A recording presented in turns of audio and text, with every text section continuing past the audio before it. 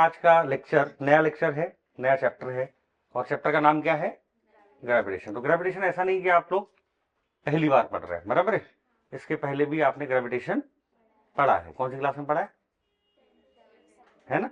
और उसके पहले भी पढ़ा होगा, छोटा सा एकदम। तो ये एक दो बार आप पढ़ चुके हैं, लेकिन हाँ 11th 12th जेईई नीट में ये थोड़ा सा इंट्रोडक्टरी और अच्छा तरीके से पढ़ेंगे, थोड़े से लॉज वगैरह चेंज हो जाएंगे। आइए देखते हैं क्या होता है। तो सबसे पहला आता है कि ग्रेविटेशन को अगर हम देखें तो इसमें सबसे पहले इंट्रोड्यूस किसने किया इसको? न्यूटन साहब ने। सब लोग जानते हैं वो एप्पल वाली कहानी, बराबर है। बट उसके बियॉन्ड सबसे पहले हम सीधा ट्रैक करते हैं कॉन्सेप्ट के ऊपर कि what is the difference between gravitation, gravitational force and gravity. अगर ये दोनों का बीच का डिफरेंस आएगा फिर हम चैप्टर शुरू कर सकते हैं। तो ग्रेविटेशनल फोर्स का मतलब है दुनिया का कोई भी दो बॉडी के बीच में अगर अट्रैक्टिव फोर्स लग रहा है उसको हम ग्रेविटेशनल फोर्स बोलते हैं। यानी मेरे और आपके बीच में भी फोर्स लग रहा है, इस मार्कर और बोर्ड के बीच में भी फोर्स लग रहा है, इसको हम ग्रेविटेशनल फोर्स बोलेंगे। और ग्रेविटेशनल फोर्स हमेशा अट्रैक्टिव फोर्स होता है। कैसा फोर्स होता है? ये कभी भी रिपल्सिव फोर्स नहीं होगा, हमेशा अट्रैक्टिव होगा। पूरे यूनिवर्स में हर एक बॉडी दूसरी बॉडी को अट्रैक्ट कर रही है और उनके बीच में लगने वाले फोर्स को हम ग्रेविटेशनल फोर्स बोलेंगे। लेकिन इन दोनों बॉडी में से अगर एक बॉडी अर्थ हो जाए तो उसको हम ग्रेविटी बोलेंगे, बराबर है ना। तो ग्रेविटी मतलब एक बॉडी कंपलसरी हमारी अर्थ है, और अगर ग्रेविटेशनल फोर्स है तो इसका मतलब कोई भी दो बॉडी, बराबर है। मून और अर्थ, सन और अर्थ, बराबर है। So right now we are going to start first Newton's law. Newton law of gravitational force. ये जो न्यूटन साहब ने दिया था और इंटरेस्टिंग है, आपको मजा आएगा ग्रेविटेशन पढ़ने में। तो सबसे पहला नियम क्या है बेटा? इन्होंने बोला कि हमारे पास मान लीजिए दो बॉडी हैं और इन दो बॉडी का ये दोनों सेंटर है, बराबर है। डन। सेंट्रल फोर्स के नाम से जाना जाता है इसको। क्यों? क्योंकि हम जो डिस्टेंस लेते हैं दोनों बॉडी के बीच का वो सेंटर टू सेंटर लेते हैं। रीजन बताऊंगा मैं ऐसा क्यों। अगर मान लीजिए इन दोनों बॉडी के बीच का डिस्टेंस हमने कितना ले लिया? r। इस बॉडी का मास कितना है? m1। इस बॉडी का मास कितना है? m2। और दोनों के बीच का डिस्टेंस कितना है? r है, बराबर है। डन। ओके। तो इन्होंने बोला कि हमारा इन दोनों बॉडी के बीच में लगने वाला attractive force which is represented by what? F is depend on product of two masses. Single mass पे डिपेंड नहीं है, product of two masses and inversely proportional to square of distance between two masses, बराबर है। But the distance should be centre to centre. ऐसा क्यों? बाद में देखेंगे। अगर मैं इसको कंबाइन कर दूं तो आप बताइए क्या होगा? That is m1 m2 divided by what? r square, बराबर है। इसको हम हटाएंगे तो फिजिक्स में हमेशा एक कांस्टेंट लगाते हैं, तो यहां पे भी आएगा g times m1 m2 by r square. बहुत बढ़िया। आपको मालूम है कि जो कैपिटल G हमें दिख रहा है वो एक कांस्टेंट है, और कांस्टेंट को हमेशा लेबोरेटरी में कैलकुलेट किया जाता है। तो हमारे पास हम लिख सकते हैं कि where capital G is a gravitational what? Constant. अब कांस्टेंट है और इसका एक वैल्यू फिक्स होगा, जैसे आपने हर बार कांस्टेंट की वैल्यू पढ़ी है, बराबर है। तो यहां पर जो कांस्टेंट की वैल्यू होती है वो आपको याद होना चाहिए 6.67 10 की पावर -11, बराबर है। अगर हमारे पास इसकी यूनिट की बात करें तो मैंने आपको डायमेंशंस में पढ़ाया हुआ है कि G अगर मैं सेपरेट कर लूं बेटा तो कितना आएगा? Come on, FR square by m1 m2, बराबर है।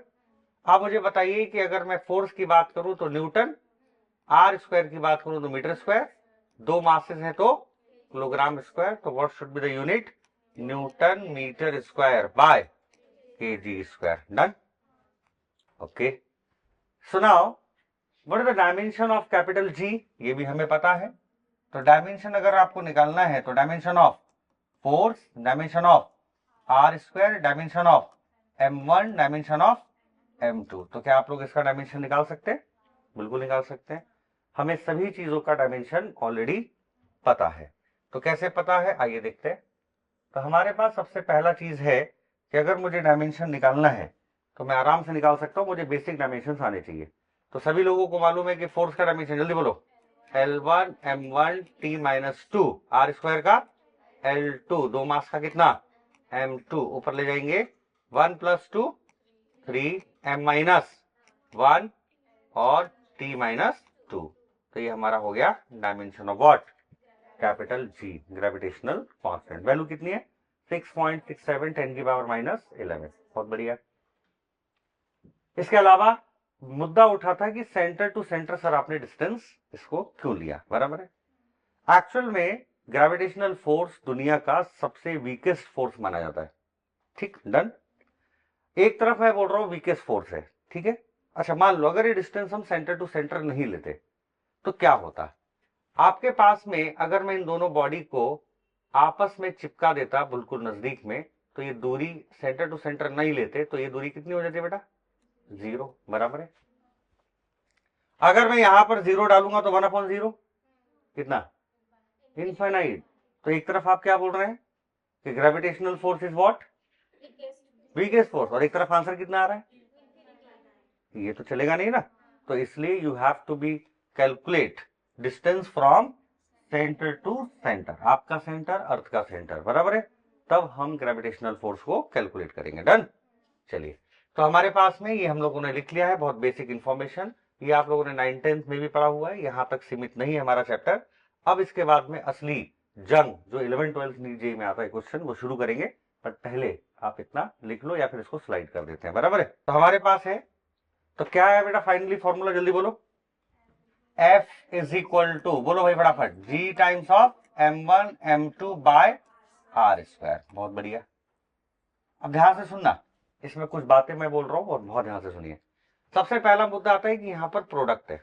इससे क्या मतलब है, प्रोडक्ट का मतलब यह है कि मेरा मास भले 80 किलोग्राम हो और अर्थ का मास मान लीजिए भयंकर ज्यादा है, 6 इंटू 10 की पावर कितना है ना किलोग्राम, अब वो 24 10 की पावर मेरा इतना। तो ऐसा नहीं है कि मैं अर्थ को कम फोर्स अट्रैक्ट करूंगा और अर्थ मुझे ज्यादा फोर्स अट्रैक्ट करेगी, क्योंकि प्रोडक्ट है। तो जो दोनों का प्रोडक्ट होगा 80 इंटू 6 इंटू 10 की पावर 24, उस पर फोर्स डिपेंड है। यानी कि जितना फोर्स मैं अर्थ के ऊपर लगाऊंगा उतना ही फोर्स अर्थ मुझ पे लगाएगी। कितना खतरनाक है, बराबर है, कितनी बढ़िया नेचर है। इसका मतलब चींटी जितना फोर्स अर्थ पे लगाएगी उतना ही फोर्स अर्थ चींटी पे लगाएगा, बराबर है, डन, ठीक है। दूसरा है कि ग्रेविटेशनल फोर्स दुनिया का सबसे वीकेस्ट फोर्स माना जाता है, बराबर है, तो सबसे छोटा हो गया। इससे बड़ा होता है इलेक्ट्रो मैग्नेटिज्म फोर्स, जितने भी इलेक्ट्रिक फोर्सेस हैं जो कि आप 12th में पढ़ेंगे, बराबर है, वो सब आ जाएगा। उससे बड़ा होता है न्यूक्लियर फोर्स, है ना, तो न्यूक्लियर फोर्स इज ग्रेटेस्ट, उससे कम इलेक्ट्रोमैग्नेटिज्म और उससे कम ग्रेविटेशन। तो gravitation is what, weakest force, है ना। और आपको दिख भी रहा था कैपिटल जी की वैल्यू क्या थी, 10 की पावर, तो -11 से मल्टीप्लाई करोगे तो हर चीज छोटी हो जाएगी, बराबर है। अगला दूसरा है कि ग्रेविटेशनल फोर्स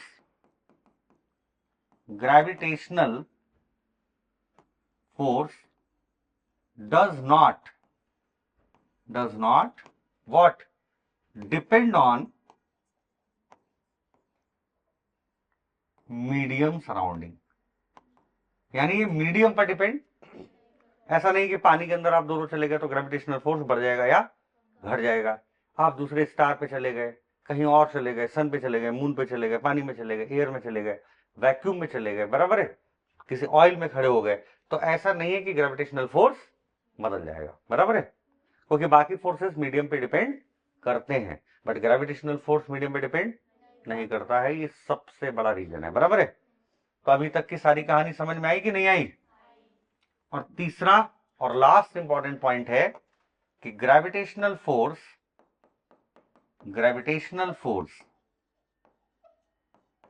हमेशा अट्रैक्टिव नेचर का होता है। कैसे नेचर का, अट्रैक्टिव नेचर का होता है। अट्रैक्टिव नेचर का मतलब ये हमेशा अट्रैक्ट करेगा, कभी रिपल्शन, ऐसा नहीं कि हम दोनों के बीच में ग्रेविटेशन लग रहा है तो आप दूर भाग जाएंगे, हमेशा पास आएंगे। अब मेरे मन में एक क्वेश्चन आता होगा कि सर अगर हम सभी के बीच में ग्रेविटेशन लग रहा है तो हम चिपक क्यों नहीं जाते? हम लोग इसलिए नहीं चिपक जाते क्योंकि हमारा जो मास है कंपैरेटिवली बहुत कम है। अगर मैं मास ऑफ अर्थ और मुझे लूं, यानी मेरे बीच में और ग्रेविटेशनल बिटवीन अर्थ के बीच में जो फोर्स लगेगा वो हम दोनों के बीच में लगने वाले इस फोर्स से बहुत ज्यादा है, बराबर है। अरे भाई, यहाँ m डाल दोगे अर्थ का और अपना डालोगे तो हम दोनों के मास तो कुछ है ही नहीं, तो अर्थ की वजह से जो फोर्स है वो बहुत ज्यादा है और हम दोनों के बीच में जो लग रहा है वो, तो इसलिए वो हमें खींच ले रही है, इसलिए हम सब अर्थ की तरफ अट्रैक्ट हो जाते हैं, बराबर है। हम इसलिए आपस में नहीं हो रहे। अगर अर्थ की ग्रेविटेशनल को अगर जीरो कर दिया जाए तो सब हम चिपक जाएंगे आपस में, बराबर है, गड़बड़ हो जाएगा। तो इसलिए नेचर ने सारी व्यवस्थाओं को एकदम बढ़िया तरीके से बना कर रखा है, समझ में? बढ़िया। लिखना बाद में, पहले हम लोग सब समझ लेते हैं। इसके बाद में आता है मेन मुद्दा कि ग्रेविटेशनल फोर्स है। तो फोर्स आपको मैंने पढ़ाया था कि force is a vector quantity, बराबर है। तो ऑब्वियसली बात है कि ग्रेविटेशनल फोर्स भी क्या होगा? यस, ग्रेविटेशनल फोर्स भी हमारा वेक्टर क्वांटिटी होगा। बहुत बढ़िया। अब वेक्टर क्वांटिटी अगर है तो इसका मतलब हमें इसका वेक्टर फॉर्म भी देखना पड़ेगा, बराबर है। कैसे देखेंगे? तो अगला आता है इसी का वेक्टर फॉर्म। तो वेक्टर फॉर्म देखेंगे बेटा, मेरे पास क्या है ये जल्दी बोलो। ये हो गया मास m1, ये वाला mass m2, centre to centre distance कितना? r, बोलो ठीक है, ओके। तो हमने देखा कि इनका मास कोई बड़ा हो कोई छोटा हो हमें कोई फर्क नहीं पड़ता। हमें सिर्फ इतना मालूम है कि ये बॉडी इसको जितने फोर्स से अट्रैक्ट करेगी ये बॉडी भी इसको उतने ही फोर्स से अट्रैक्ट करेगी, बराबर है। दोनों में सारी चीजें कॉमन है। तो हमारे पास ऐसा लिखते हैं कि ये जो बॉडी है ये फोर्स एक्सपीरियंस करेगा, फोर्स ऑन 1, किसकी वजह से? 2 की वजह से, वेक्टर फॉर्म, बोलो डन। ये एक्सपीरियंस करेगा कितना? Force on 2 due to what? 1। बहुत बढ़िया, आया, कोई प्रॉब्लम नहीं है, ठीक। इसके बाद में मुद्दा आता है कि इसको लिखा जाए। तो पहला आता है वेक्टर लगा दिया और 1 2 लिख दिया, बराबर है। आपको मालूम है यहां पे क्या लिख सकते हैं? कैपिटल ऑफ जी, बाजू में क्या लिखेंगे? m1, फिर क्या लिखेंगे? m2, बराबर है। डिवाइडेड बाय r क्यूब लगा देंगे। आप बोलेंगे क्यों? मैं बताता हूं, r वेक्टर, बराबर इतना। क्योंकि अगर आपको डायरेक्शन रिप्रेजेंट करना है तो r को इस तरीके से लिखना पड़ेगा, क्योंकि कटेगा तो लिखा स्क्वायर ही है, बट हमने इससे डायरेक्शन को रिप्रेजेंट कर दिया, बराबर है। लेकिन लिखेंगे क्या? यहां पर लिखेंगे हम 2 2 1। आप बोलेंगे ऐसा क्यों सर? ऐसा इसलिए क्योंकि अगर आपने फोर्स ऑन 1 निकाला है then you have to be take distance from 2 to 1, बराबर। ऐसा क्यों? मान लो यहां पे अगर 4 बॉडी रखी रहती और आप इसकी वजह से निकाल रहे हैं तो आपको बताना पड़ेगा कि मैंने डिस्टेंस यहां से लिया है। अरे नहीं आया। मान लो यहाँ पे 4 बॉडी लिखा है, हम इसके ऊपर फोर्स निकाल रहे हैं ना, तो इसके ऊपर फोर्स तो इस बॉडी की वजह से भी हो सकता है, इसकी वजह से, इसकी वजह से, इसकी वजह से। तो you have to be calculate from this body ना, तो ये आपको मेंशन करना पड़ेगा कि मैंने 2 से लिया है। मान लो अगर ये नंबर 3 देता तो 3 से लिया है, यहाँ चौथी बॉडी होती तो 4 से लिया है, बट निकाल 1 पे रहा हूं। नहीं आया? तो you have to be take distance from 2 to 1। अगर आप इसको काट देंगे तो लिखा है स्क्वायर ही है, बट ये वाला जो पॉइंट आपको दिख रहा है ये वेक्टर फॉर्म पोजीशन, ये आपको डायरेक्शन बता रहा है, आपको डिस्टेंस बता रहा है, आपको डायरेक्शन रिप्रेजेंट कर रहा है। कैसे वो बाद में देखेंगे। हमारे पास में अगर मैं सेकेंड वाला लिखना चाहूं तो बोलो भैया, force on 2 due to what? 1। तो क्या आएगा बेटा? ये capital G m1 m2 upon r vector 1 to 2 और यहां पर क्यूब और r 1 to 2, isn't it? बराबर है ना? बढ़िया था। आप चाहे तो इसको क्यूब नहीं लिखना चाहते तो आप इसको यूनिट वेक्टर फॉर्म में भी लिख सकते हैं। कैसे? G times m1 m2, unit vector का मैग्नीट्यूड 1 होता है, तो मैं इसको ऐसा लिखूंगा डिवाइडेड बाय r21 का स्क्वायर ही लिखूंगा, बट इस बार यहां पे लगा दूंगा यूनिट वेक्टर। अब इसमें क्यूब करने की जरूरत नहीं क्योंकि इसकी वैल्यू 1 ही तो है। यूनिट वेक्टर का वैल्यू हमेशा 1 होता है, बराबर है कि नहीं? बट ये हेल्प करता है हमें डायरेक्शन को रिप्रेजेंट करने में, बराबर है। बहुत बढ़िया, मजा आ गया। नाउ यहां पर भी मैं यूनिट वेक्टर के फॉर्म में लिखूंगा तो क्या आएगा, G times of m1 m2 upon r vector, और ये आएगा 1 2 स्क्वायर, r12 का यूनिट वेक्टर, और यहां पर भी r यूनिट वेक्टर 1 2 का मैग्नीट्यूड होगा बेटा 1। मजा आया, सही है ना, गजब। तो सभी चीजें एक बार और रिवाइज करते हैं और फिर शुरू करते हैं वापस से। तो क्या क्या पढ़ा हम लोगों ने, एक बार रिपीट करेंगे। हमारा चैप्टर का नाम ग्रेविटेशन, ग्रेविटेशनल फोर्स यानी दुनिया का कोई भी बॉडी। हम लोग ग्रेविटी का नाम कब लेंगे, जब हमारा एक बॉडी दोनों में से अर्थ होगा। न्यूटन साहब ने सबसे पहले दिया। अब सेब वेब की कहानी मैंने नहीं सुनाई है, वो इतनी इंपॉर्टेंट नहीं है, वो आपने बचपन में सुन ली है। सेब गिरा, ये गिरा, वो गिरा, तो क्या उसने उसके पहले कोई चीज गिरी हुई नहीं देखी होंगी क्या, बराबर है। हमारे पास ये बॉडी है m1, ये बॉडी है m2। यहां पर दोनों की डिस्टेंस हमने ली है सेंटर टू सेंटर, दोनों के बीच का डिस्टेंस r। न्यूटन साहब, मैं नहीं, न्यूटन साहब बोल रहे हैं कि भैया जो फोर्स है इनके बीच में वो डिपेंड करेगा प्रोडक्ट ऑफ टू मासेस, और इनवर्सली प्रोपोर्शनल होगा square of distance between two masses but from centre to centre. इसमें क्या किया हमने, कंबाइन करने के बाद हमेशा क्या आता है, कांस्टेंट। इस कांस्टेंट का क्या नाम रखा हमने, ग्रेविटेशनल कांस्टेंट। इसकी वैल्यू हमारे पास है 6.67 10 की पावर -11। उसके अलावा इसकी यूनिट भी हमने निकाली, न्यूटन मीटर स्क्वायर पर केजी स्क्वायर। कैसे आया ये मैं यहाँ पर बता चुका हूँ। फिर हमने डायमेंशन भी निकाला और हम लोग यहाँ तक फाइनल कर दिया। फिर आगे बढ़े, फिर हमने देखा 3 इंपॉर्टेंट बातें। पहली इंपॉर्टेंट बात कि ग्रेविटेशनल फोर्स दुनिया का सबसे वीकेस्ट फोर्स होता है, उससे बड़ा इलेक्ट्रोमैग्नेटिज्म, जैसे मैग्नेटिक फोर्स, इलेक्ट्रोस्टैटिक फोर्स, बराबर है, ये आगे जाके पढ़ेंगे। इसके बाद में लास्ट में है न्यूक्लियर फोर्स, जिससे एटॉमिक बम, हाइड्रोजन बम बनाए जाते हैं, बराबर है, हिरोशिमा नागासाकी वाला।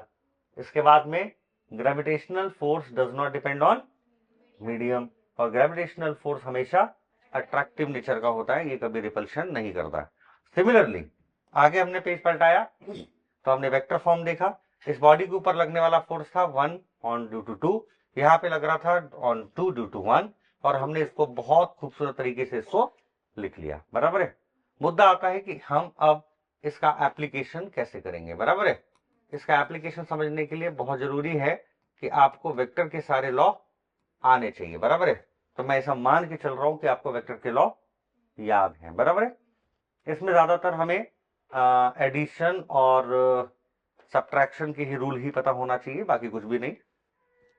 इसके लिए आप एक रूल याद रखेंगे खाली, पैरेललोग्राम वाला। पैरेललोग्राम से ऑलमोस्ट काम हो जाएगा। बाकी अगर आपको और रिवाइज करना है तो आप जाकर के पुरानी कॉपी में वेक्टर को पढ़ के आएंगे, तभी हमें समझ में आएगा, ठीक है। तो पैरेललोग्राम में हमने पढ़ा था कि दो फोर्स अगर हमारे पास है तो रिजल्टेंट फोर्स होता था बेटा कितना, अंडर रूट के अंदर P square plus Q square plus twice of P Q cos of theta, where theta is the angle between P vector and Q vector.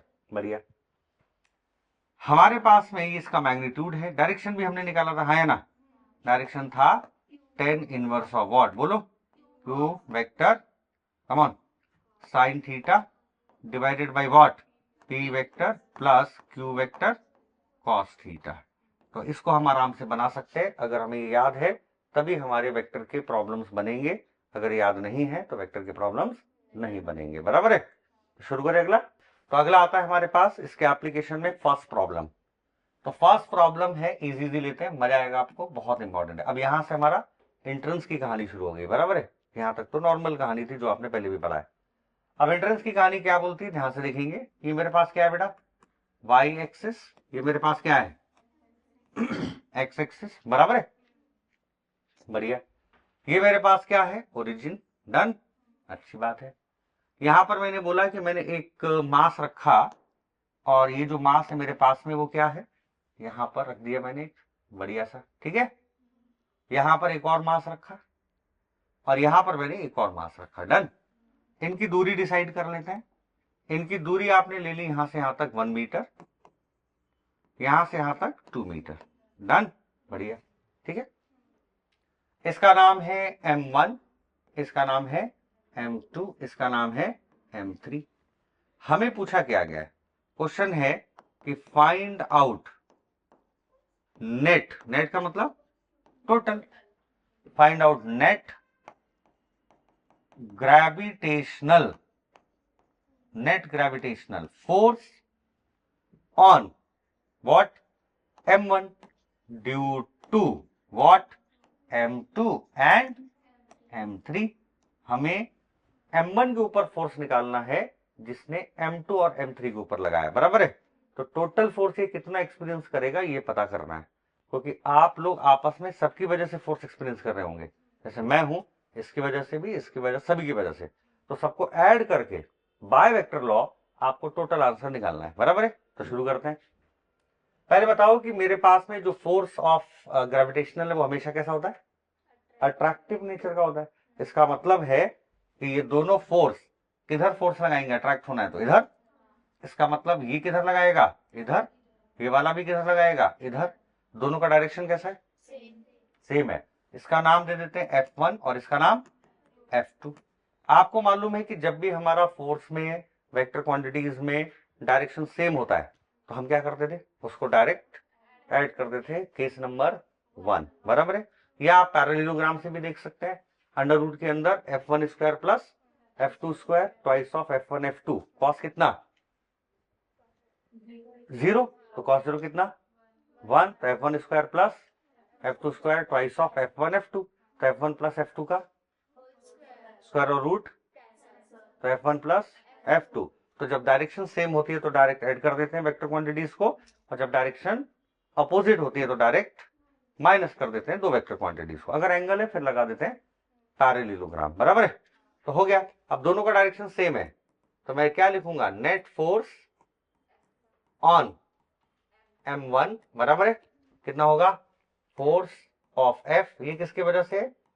Due to M2 plus F2, ये किसकी वजह से? Due to M3। बहुत बढ़िया। तो सबसे पहले force निकाल लें, बराबर है, डायरेक्ट लिख देंगे। तो हमारे पास पहले F1 निकाल लेते हैं बेटा। क्या लगेगा? G, बोलो सही है। अगला क्या है? अच्छा इसका नाम, सारे मास सेम ले लो बेटा, है ना, कंफ्यूज नहीं होंगे हम। इसका भी वैल्यू, इसका भी वैल्यू और इसका भी वैल्यू m ही है, बराबर इतना। तो हमारे पास देखते हैं अब कितना आएगा। तो कितना आएगा? कमॉन, G टाइम्स, बोलते जाओ, M1 और M2। तो M और M मिला के m स्क्वायर अपॉन दोनों की बीच की दूरी देख लो कितना है? 1 मीटर। तो 1 का स्क्वायर यानी 1 ही आ जाएगा। अरे डन ना। अगला F2 निकाल लो, G टाइम्स, अब आप दिख रहा है ये वाला मास और ये वाला मास कितना है? दोनों सेम। तो कितना आएगा? m स्क्वायर बाय, ये दूरी देख लेंगे 2 है तो हमारे पास हो जाएगा 2 का स्क्वायर 4, बराबर है। तो हमारे पास आ गया ये G times m square by 4। हमें मालूम है क्योंकि दोनों एक ही डायरेक्शन में है तो नेट फोर्स हमारे पास मैग्नीट्यूड डायरेक्ट ऐड हो जाएगा F1 प्लस F2। इसको वेक्टर फॉर्म में लिखेंगे तो भी कोई बुराई नहीं है क्योंकि डायरेक्शन सेम है तो दोनों एक ही जैसे होंगे, बराबर है। तो हमारे पास डायरेक्ट ऐड करेंगे तो क्या मिला? G m square plus G m square by 4, 4 और 1 5 m G स्क्वायर अपॉन 4। तो अच्छे से लिख लेते हैं 5G m स्क्वायर बाय 4। मजा आ गया। कितने लोगों को समझ में आया? Raise your hand. ठीक है, ऑनलाइन वालों को बेटा आया होगा तो आप भी कमेंट करके बताओ समझ में आया कि नहीं। आगे बढ़ते हैं। तो लॉजिक अगला है, बहुत प्यारा क्वेश्चन होता है इसका, है ना। मेरे पास ये एक इक्विलेटरल ट्रायंगल है, बहुत बढ़िया, और इस इक्विलेटरल ट्रायंगल में हम लोगों ने 3 पार्टिकल रख दिए, ठीक है। पहला जो पार्टिकल है इस वाले वर्टाइसिस में, यहां पर एक और है और यहां पर एक और है। अगेन सबके मास, हमें कॉन्सेप्ट सीखना है ना, हमें वैल्यू टफ लेके क्या करूं मैं। तो हमारे पास तीनों का मास कैसा है? बोलो। सेम, m m और m। इनके नाम दे दो। इसका नाम हमने दिया m1, इसका नाम m2, इसका नाम m3। बहुत बढ़िया। अगर हमने इनके नाम दे दिए हैं तो हमें समझ में आना चाहिए अभी कि इसका साइड भी चाहिए। तो इक्विलेटरल है तो तीनों साइड सेम हो जाएगा। डन, पक्का। चलो, फिर मैंने क्या किया, इन बोला क्वेश्चन में कि find out find out, done, gravitational force कैसा, नेट ना, नेट मतलब total, find out gravitational force on M3 due to what, M1 and M2। बहुत बढ़िया, ठीक है, डन, मजा आ रहा है, अच्छी बात है। अब मैंने क्या बताया कि ग्रेविटेशनल फोर्स हमेशा अट्रैक्टिव नेचर का होता है ना, तो इसका मतलब है कि अगर मैं इसके ऊपर इसकी वजह से लगाऊंगा तो ये बॉडी कहां जाएगी, इसके ऊपर अट्रैक्ट होगी, ये वाला बॉडी भी अट्रैक्ट होगा, बराबर है ना, बढ़िया। तो अट्रैक्ट होने का क्या मतलब है, इधर फोर्स लगेगा, सही बात है, और अट्रैक्ट होने का मतलब है इधर फोर्स लगेगा। अब फोर्स लगेगा तो हम लोग इसका वेक्टर फॉर्म लिख लेते हैं अगले डायग्राम में, बहुत ध्यान से सुनिएगा। हमारे पास आ जाएगा, क्या था बेटा, इक्विलैटरल ट्रायंगल, बहुत बढ़िया। अब इस इक्विलैटरल ट्रायंगल में यहां पर क्या था, M, यहां पर क्या था, M, यहां पर भी क्या है, M, बहुत बढ़िया। साइड कितनी है, A है, गजब, डन, ठीक। इस वाले पार्टिकल ने इस वाले को क्या किया, अट्रैक्ट किया कि नहीं किया, ठीक है। तो फोर्स किधर, ऊपर कि नीचे, किधर, अगर ये अट्रैक्ट करता तो, ये अट्रैक्ट कर रहा है तो मैं आपको अट्रैक्ट करूंगा तो आपको पकड़ के खींचूंगा ना, तो इसका मतलब है कि ये भाई साहब ने, अगर इनका नाम हमने क्या दिया था, M1 ना, तो यहां पे लगने वाला जो फोर्स होगा तो ये आ जाएगा कितना, F1, नहीं आया, पक्का, बढ़िया। ये भाई साहब ने इसको अट्रैक्ट किया तो कितना आएगा, F2, बोलो ठीक है, जमा ना, बढ़िया। कई लोग इसमें ना नीचे भी डायरेक्शन लगा देते हैं क्योंकि उनको मालूम है कि दोनों फोर्स के बीच में कैसा फोर्स है, अट्रैक्टिव, तो अट्रैक्टिव यानी ये पास आने की कोशिश करेंगे। अरे भाई जब अट्रैक्टिव फोर्स लगेगा तो ये दोनों पार्टिकल कैसे आने की कोशिश करेंगे, पास पास ना, और कई लोग इसको ऐसा भी रिप्रेजेंट कर देते हैं, तो जैसा आपकी इच्छा हो वैसा आप कर सकते हैं, बराबर है, नहीं समझा, तो मजा आ गया। हमारे पास में अगर ये दोनों का फोर्स लग रहा है तो क्या ये रिजल्टेंट होगा, बराबर है, अच्छी बात है। अगर मैं आपसे पूछूं कि अगर ये ए है तो ये वाला भी और ये वाला भी ए होगा, इक्विलैटरल है तो दोनों के बीच का जो एंगल है वो 60 डिग्री होगा, सही है क्या। अब मुझे बताओ कि अगर आपको दोनों के बीच का सब कुछ पता है तो क्या आप लोग इसमें रिजल्टेंट फोर्स निकाल सकते हैं कि नहीं, निकाल सकते हैं, बहुत सिखाया मैंने आपको। आपको अगर F1 पता है, F2 पता है, दोनों के बीच का एंगल पता है तो कौन सा थ्योरम लगा देंगे, parallel axis theorem, sorry parallelogram law लगा देंगे। तो हमारे पास शुरू करते हैं, पहला निकालते हैं F1, डन, आप ही निकालिए। तो F1 कितना, जी एम स्क्वायर अपॉन दोनों के बीच का डिस्टेंस कितना है, ए, तो ये कितना हो जाएगा, ए स्क्वायर, नहीं जमा, बढ़िया। F2 कितना होगा, same, G M square by, क्या ये दोनों का वैल्यू सेम है, ओके। तो या तो कैलकुलेशन में आप इतनी बड़ी वैल्यू लिखो या तो दोनों का नाम F दे दो, F से सॉल्व कर लो, बाद में वैल्यू पुट कर देना, तरीका समझ रहे हैं आप, बहुत बढ़िया। आगे बढ़ते हैं। अब हमारे को मालूम है कि अगर ये वेक्टर क्वांटिटी है तो इसका नेट फोर्स कैसे आएगा, आपको मालूम है इसके पैरेलल में ये लाइन, डन, इसके पैरेलल में ये लाइन, और ये हो गया इसका डायगोनल, कौन सा लॉ, पैरेललोग्राम लॉ, सही है। और पैरेललोग्राम लॉ में आपको ये समझना होगा कि हमारे पास क्या फॉर्मूला है, अभी बताया मैंने, कम बोलते जाओ, F1 square plus F2 square plus twice of F1 F2 cos of theta, क्या दोनों फोर्स सेम है, तो हमारे पास अंडर रूट के अंदर कितना, F square twice of F1 F2 cos of 60 degree, बराबर है। हमारे पास अंडर रूट के अंदर twice of F square twice of F square cos 60 यानी 2 तो क्या ये 3 टाइम्स ऑफ स्क्वायर होगा, क्या ये under root 3 times of F होगा, क्या F की वैल्यू मुझे पता है, G times of M square by A square, and that is your answer. आप चाहे तो इसका डायरेक्शन भी बता सकते हैं, वैसे मुझे मालूम है कि दोनों फोर्स इक्वल हैं तो इससे भी एंगल 30 बनेगा, इससे भी एंगल तो मुझे अभी तो फिलहाल आंसर पता है कि F1 से 30 डिग्री पर मेरा क्या बन रहा है, रिजल्टेंट फोर्स बन रहा है।